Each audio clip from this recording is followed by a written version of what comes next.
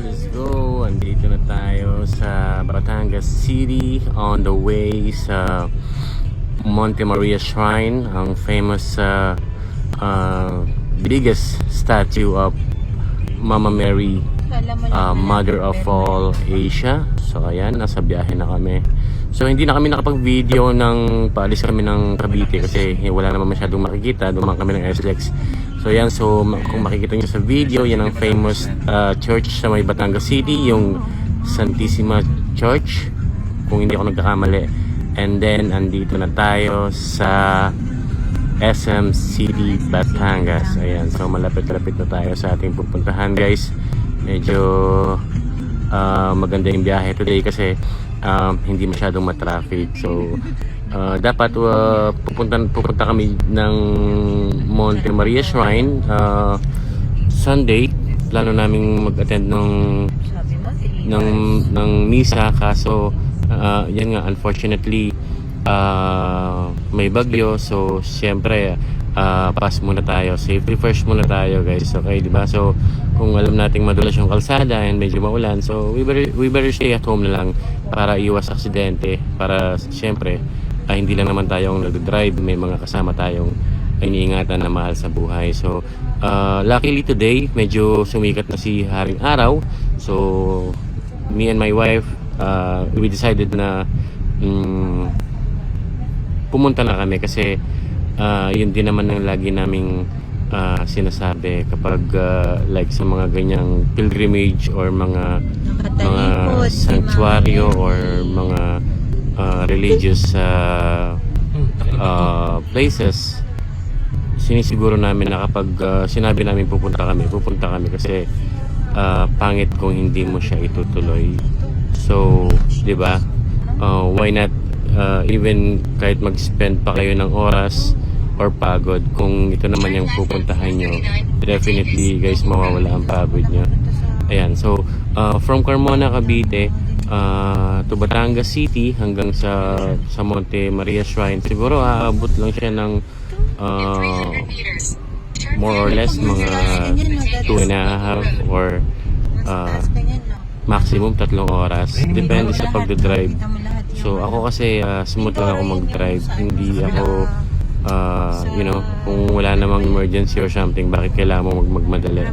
So ayan, kung makikita nyo yung view, guys, nasa tabi na kami ng dagat. Ayan, ayun na, natatanaw na namin yung statue of Mama Mary. Ayan, so gaya nga nasabi ko sa live ko, recommended to, guys, lalo na sa mga family, sa mga couple, or sa mga or sa barkada. Masarap siyang puntahan. Nagkataon lang na medyo maluwag ngayon kasi nga Monday nung umalis kami. So yung nakausap namin, sinabi sa amin na jam pack talaga, or marami talagang pumupunta rito especially weekend, Saturday and Sunday. Ayan, so ayan na yung statue of Mama Mary. So magpa-park na kami dito. Ang ganda pa ng parking space nila kasi talagang tabing dagat siya. Medyo maputik nga lang kasi nga medyo nag-uulan recently, pero okay naman, nakakapasok naman yung mga sasakyan. Ayan. So ayan, bababa na ako, pahinga konti, magsalamin. Ayan. So ayan, nakikita nyo, guys, medyo malikot lang yung ating cameraman, pero okay na rin. Ayan siya, the statue of Mama Mary, the biggest statue, Mother of all Asia. Ayan, ang ganda niya, guys. Kung ako sa inyo, kapag may time kayo, isama nyo sa inyong mga planong lakarin. Kung pupunta kayo ng south, I recommend na daanan nyo or pasyalan nyo ang Monte Maria Shrine here in Batangas City. Ayan, mapapawi ang pagod nyo. Sobrang ganda at sobrang laki. Hindi pa sila pumapayag na umakyat sa may pinaka-tore. I don't know why, pero nakita ko yung place, medyo under development pa siya. Pero maganda na siya guys, allowed na kayong pumunta, mamasyal, and then sa pinakababa niya meron parang pinaka-church, doon yung ginagawang misa. So medyo nahalo lang tong video na to. Ang video na to, so papaalis na kami dito. Kung nakikita nyo downhill, ayan, nakikita nyo yung ganda ng dagat, di ba? So ayan, nagdadrive na ako. Ayan. So mamaya babalik tayo sa Monte Maria kasi medyo nahalo lang tong video na to. Ayan, so yun nga, kung plano nyong pumunta ng bandang south, especially sa Batangas, puntahan nyo ang Monte Maria Shrine. Sobrang ganda. Ang ganda-ganda guys. Medyo malayo-layo ng konti sa, like for example, galing kayong north or kasi Cavite, medyo malayo-layo siya, pero okay din naman, worth it naman ang biyahe dahil syempre definitely mabibless naman kayo pagkatapos yung bumisita rito. Basta importante naniniwala kayo at ini-enjoy nyo lang yung ginagawa nyo. So yan, ito, nahalo na naman tong video na to. Papunta na naman kami ng Monte Maria. Bumalik kami, pabalik-balik. Ayan, so ang ganda ng paglampas nyo ng town proper ng Batangas City. Ayan, nandiyan na yung papunta na to ng Monte Maria. Ayan, makikita nyo yan, tabing dagat. Ayan guys, ayan. So kung makikita nyo, no, hindi masyadong wala kami masyadong nakakasabay na sasakyan, and then nakakasalubong din, which is ang sarap bumiyahe. Gawa nga kasi ng pumunta kami Monday, pero sabi ko nga kanina, we're planning sana pumunta ng Sunday para kasi nag-arrange din sila ng misa doon sa mismong shrine. Unfortunately, medyo masama ang panahon, so we decided to stay na lang sa bahay. Safety first, ika nga. And then the next day we woke up, medyo sumilip na yung araw, and then so nag-decide na kami na ituloy na namin ang pagpunta sa Monte Maria Shrine dito sa Batangas City. Ayan guys, so may mga dadaanan kayong may mga dinaanan kaming like yung parang tanker ng Shell or Shell, and then yung San Miguel Pure Foods, parang mga ganun. May mga malalaking planta, pero hindi naman hassle sa pagdadrive kasi maganda naman yung kalsada. Yan. Hindi siya ganun kalapad, pero maiksi lang naman yung yung lapad ng kalsada, pero okay naman. Wala kayong masyadong dadaan ng rough road. Uphill, downhill, syempre meron kasi nga obviously bundok naman yung akitin natin, pero hindi siya ganun kahirap akitin. Ayan, so kung makikita nyo, ayan, malapit na kami ulit. Kung bumalik kami, na-mixed up yung video. Ayan yung sinasabi kong yung parang ng Shell. I'm not sure kung mga tank, mga ba yan, parang ponduhan or I don't know. Yan. I-comment nyo na lang kung alam nyo yun, yung sinabi ko sa video. Ayan guys. So, ayan, papunta ulit tayo ng Monte Maria Shrine sa Batangas City. Ayan. So, ganda. Ang ganda ng view. Napaka-kalmado lang ang panahon. Medyo sumikat na ang araw, kaya magandang magmaneho. And then magandang mag-sightseeing kasi nga tabing dagat siya. Yan.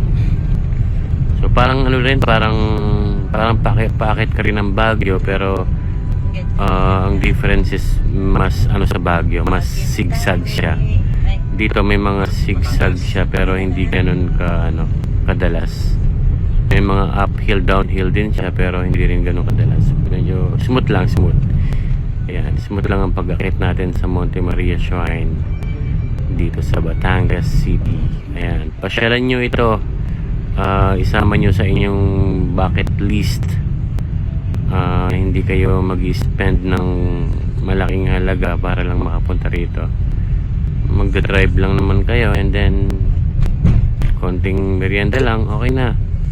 Ayan, ang importante makapunta kayo, and then makapag-pray, makapagpasalamat sa lahat ng blessings magpasalamat sa lahat ng problemang dumadaan, pero nakakayanan naman. Yan lang.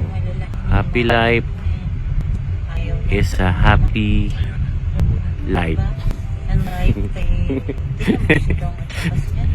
Siyempre, happy life, happy wife, happy hubby, happy everybody.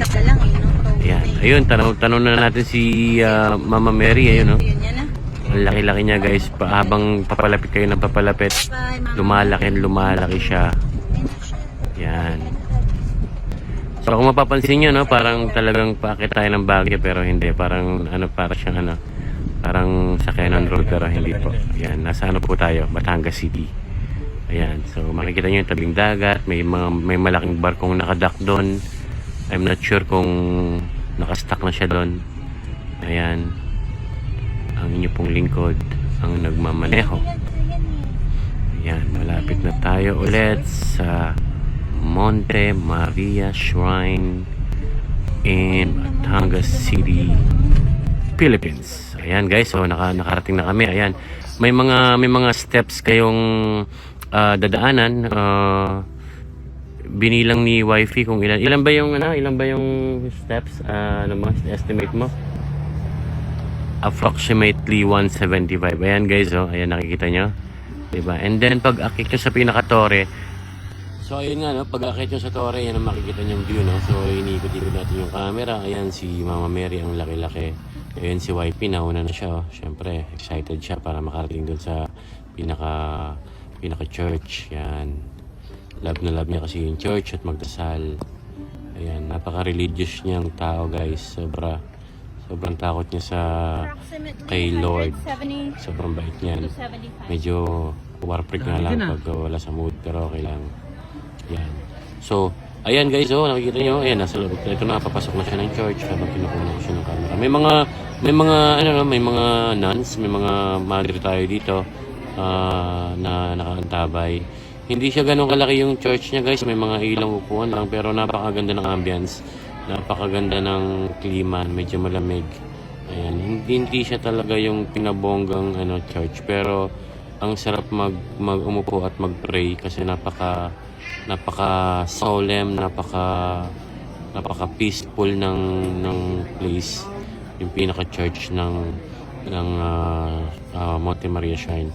So, kung nakikita nyo dyan ginagawa yung misa. Doon yung pinakababa ng Monte Maria, yung pinakapaanan niya.